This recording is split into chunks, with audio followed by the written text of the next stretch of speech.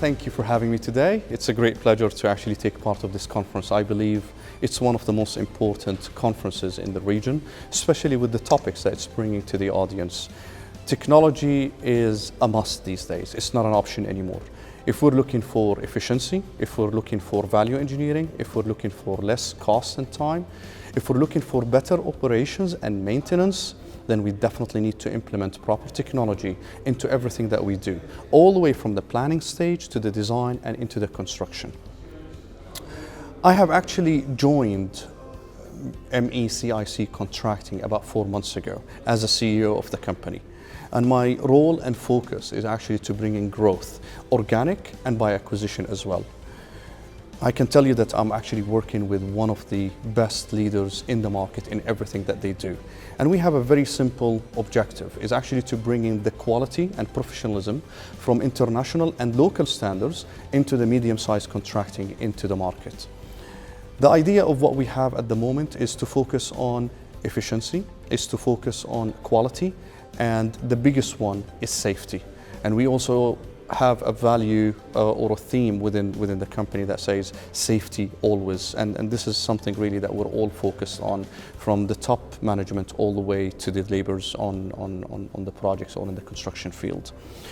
While we are working within MECIC, we believe in technology and we believe in the use of technology, and we are bringing BIM into our engineering tools, which I believe that has not been implemented in this market the way it should.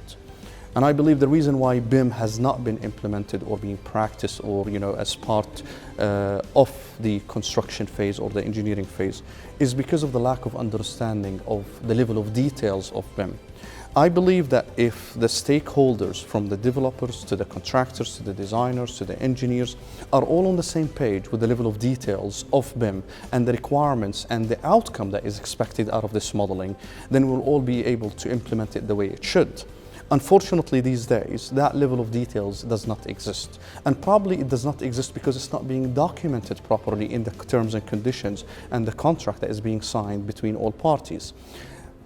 Once we have that in place, we can clear all ambiguities and we can make sure that every single detail of that modeling and that technology is being implemented all the way from the planning stage to the design stage and throughout into the construction.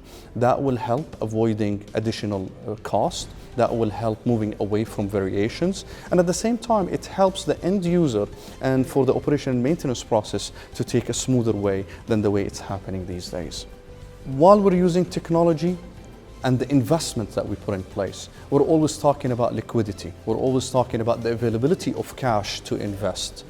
But think about it from a different point of view, which is a challenge these days in the market with most of the construction companies, is the lack of liquidity. It's a negative cash flow.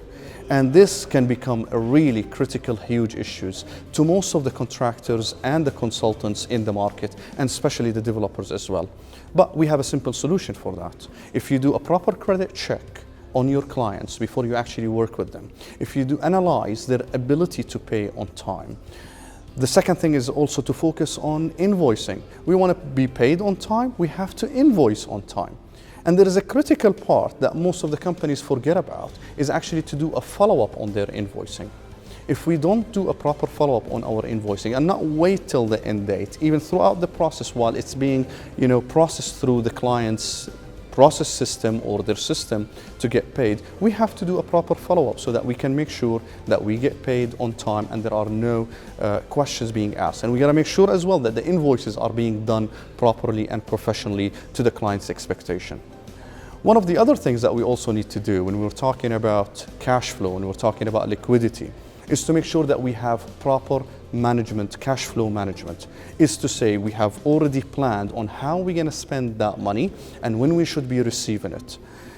Last but not least, which is something that I don't believe that the contractors and subcontractors are happy to hear, but if I'm managing a business or managing a cash flow for any project, we should not pay ahead of time. We got to make sure that we only pay on the due date or 24 hours before.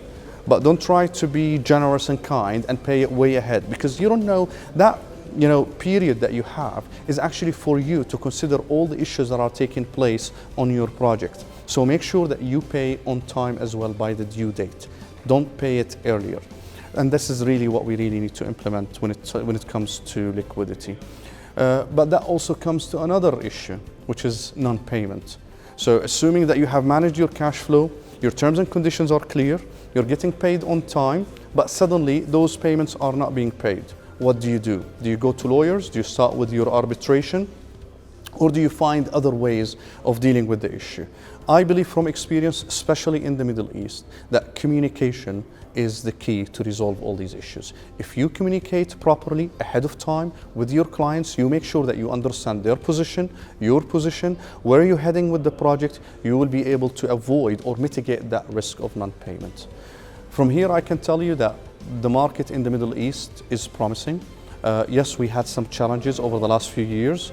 Yes, we had some political challenges as well that had affected our ability to grow the way we wanted to grow. But I still believe that the next couple of years will be fantastic. We still have massive milestones that we need to meet, and the liquidity issues are being resolved, one step ahead. So I wish everybody the best, and I hope that the conference will be a great outcome to everyone, and we will learn a lot from it. So good luck to all of you, and thank you so much as well for having me again.